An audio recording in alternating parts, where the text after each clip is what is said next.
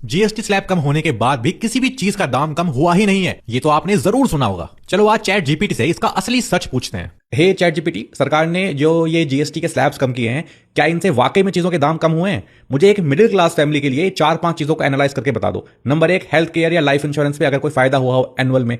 Number 2, घर का main खर्चा जो होता है, grocery, footwear, clothing etcetera, monthly कितना बचा है। नंबर 3, बच्चों की पढ़ाई लिखाई में कितना सेविंग हुआ है या हो सकता है। नंबर 4, की होम अप्लायंसेस या इलेक्ट्रॉनिक्स पे कितना सेविंग हो सकती है। नंबर 5, कि किसानों के लिए क्या इसमें कोई बड़ा फायदा है, कोई एक फायदा बता दो बड़ा। नंबर 6, कि ये जो सरकार जीएसटी बचत उत्सव मना रही है दिवाली पे, इस पे क्या कार को खरीदने पर एक्चुअल में कोई बड़ी सेविंग हुई है, प्लीज टेल मी। और आखिरी में मुझे ये बता दो कि एक middle class family on an average in slabs को कम होने की वजह से मंथली कितना सेव कर सकती है। जी शिवम, तो अगर हम इन सभी चीजों को ध्यान में रखें तो चलिए एक एक करके बात करते हैं। सबसे पहले जो लाइफ केयर व हेल्थ इंश्योरेंस वगैरह है, उसमें देखा जाए तो जीएसटी कम होने से सालाना शायद 7 से 11 हजार रुपए तक की बचत हो सकती है।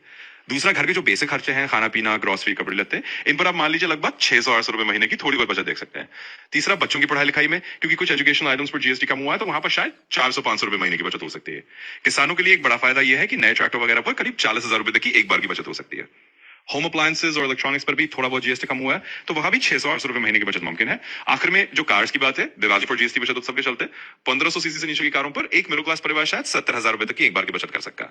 तो कुल मिलाकर अगर हम सब कुछ जोड़े तो एक औसत मिडिल क्लास परिवार महीने में लगभग 2,000 से 3,000 रुपए की बचत कर सकता है।